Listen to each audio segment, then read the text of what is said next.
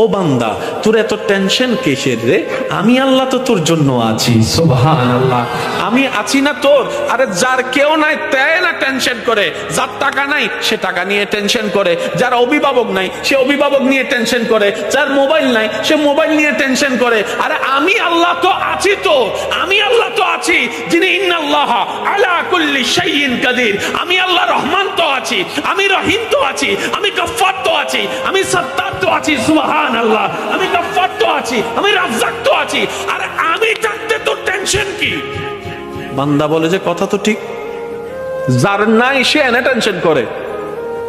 আমার আল্লাহ যদি আমার থাকে, আমার তো টেনশন করার দরকার। তার মানে আমি এতদিন টেনশন করেছি, আসলে আমি আমার আল্লাহকে রাখতে জানি নাই।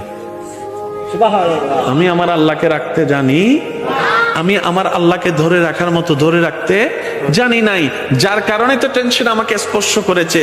সেজন্য দেখবেন আল্লাহ ওয়ালা যারা হয়, মাথার উপর ছাদ নাই কিন্তু টেনশন ছাড়া মুখে হাসি আছে, পেটের মধ্যে খাবার নাই মুখের মধ্যে কিন্তু টেনশন ছাড়া হাসি আছে, যার উজ্জ্বল দৃষ্টান্ত এই পৃথিবীকে চাক্ষুষ ভাবে দেখিয়ে দিয়েছেন কারবালার ময়দানে ইমাম আলী মাকাম ইমাম হুসাইন রাদিয়াল্লাহু তাআলা। সুবহানাল্লাহ, পরিবার সবাই শত্রুদের তীরের ভিতরে ছিল, তলোয়ারের ভিতরে ছিল, কাফেলার মধ্যে খাবার নাই কিন্তু মুখে কোনো টেনশন নাই, পানি নাই কিন্তু মুখে কোনো টেনশন নাই, পরিবার শহীদ হচ্ছে মুখে কোনো টেনশন নাই।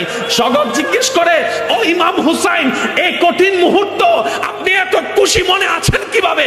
ইমাম হুসাইন উত্তর দেয়, আমার মাওলা তো আমার সাথে আছে, আমার টেনশন করার দরকার কি?